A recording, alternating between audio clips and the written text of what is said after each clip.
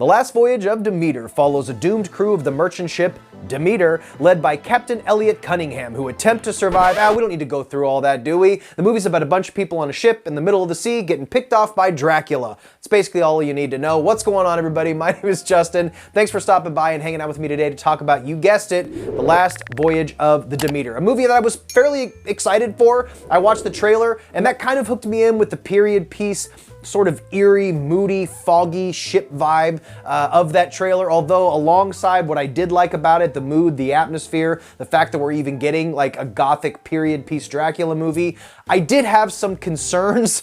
I got the whiff that this movie could potentially just be a CGI monster movie that we've seen a million times, and unfortunately after seeing this movie, that's kind of how I would describe it after seeing it. But let's go ahead and get into it, because there are a few things I do like, and I think there's an audience for people who probably will dig this movie. Although it wasn't for me, there's a lot to talk about, so let's dive in. This movie was based on Chapter 7 of Bram Stoker's Dracula, the chapter that takes Dracula from Transylvania on this ship to England. That's basically the whole story. That's why I kind of did my little goof at the beginning. Very little plot. You have a setup at the beginning, which I actually really liked. The first act of this movie, you really get a good sense of the world that this movie is building, the story is building. You introduce a few characters at the docks who are loading this ship. He needs a few people to come along for the crew, and then they depart and they go on their way to London, and slowly shit starts going awry. But the first act is great. I love the setup of these type of movies where you kind of know what's gonna happen, but it's like the calm before the storm. You get introduced to our characters, and you see the ship, and you meet the captain, and you know things are about to pop off, but you're not quite sure what to expect. The movie set up things very, very well. The biggest problem with this movie is this drag of a second act, and it's really mechanical, and it's really repetitive, and that's what really killed this movie for me. Throughout the past couple decades, this movie has gone through development hell, as with many movies, but this movie in particular really got put through the ringer. The script was written, or at least the first draft of this script was written by the writer way back in the 90s when he befriended a colleague. I don't know if it was in college or film school or whatever, but he met somebody who worked on Bram Stoker's Dracula, and he saw a little prop for the ship Demeter that's in that movie, and it inspired him to make sort of an alien style, a claustrophobic monster piece. And that's basically what this is, almost to a fault, because this movie is exactly Alien on a ship. There was a version of this movie with Noomi Rapace and Ben Kingsley, with David Slade directing. There was also a version with Neil Marshall in the director's chair. This movie went through the ringer. I feel like this movie just kind of plunked down the cracks and just got diluted along the way. I feel like there was probably a really strong movie in here somewhere that just sort of got diluted. It's like playing telephone. It just went through too many changes and became a pretty bland, repetitive, paint-by-numbers sort of monster movie. The biggest problem this movie faces, the biggest hurdle it has, is its weak characters, most of the characters, and this second act that just takes so long to get going. I just couldn't help but lose interest. I kept thinking of Alien as I was watching this movie, and when I dove into the Wikipedia and hearing that the writer initially intended this to be sort of a Dracula Alien style movie, it makes a lot of sense. But the difference between Alien and this movie is when you're watching Alien, first of all, you have a master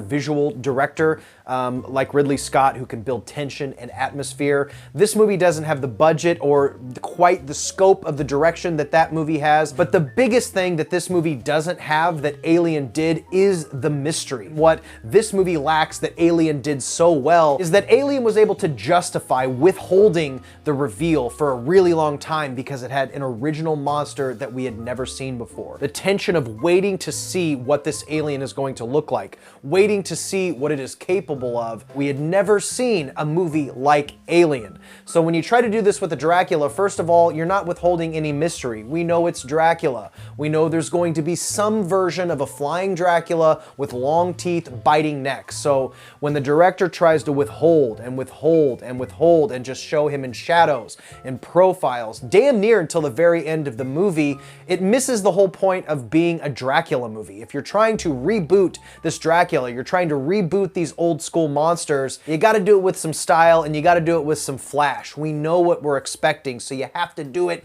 differently. You have to do something different than what we've seen done 1,000 times.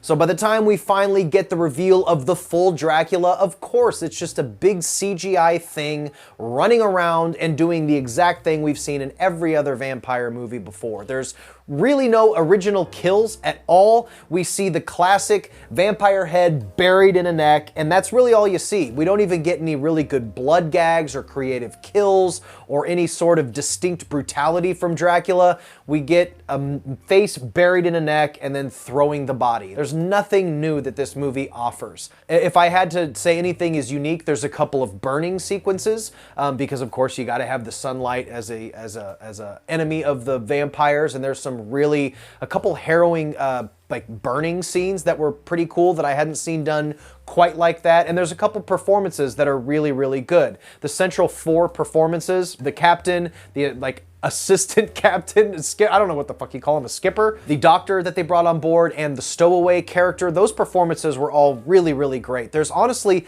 not a bad performance in the entire movie. The movie just lacks in suspense and originality, and it just kills it. They tried. I respect the filmmakers for trying to bring something to the big screen, this gothic Dracula story, but there's just not enough Dracula. There's just not. And like I was saying about originality of creature design, this is pretty much the same Nosferatu style vampire that we've seen a bunch of times. It looks like the vampires, it looks exactly like Nosferatu or the old vampire and What We Do in the Shadows. So we don't have an original Dracula design. We don't have an original setting. It's just a dull, dark ship. We don't have many original characters. And even the characterization, like the emotional characterization stuff, although it's there, it's pretty stock. Father and son and their bond, and it feels very generic. I can't really recommend this movie. Wait till it comes to streaming. If you have to spend $2 or $3, maybe renting it, checking it out.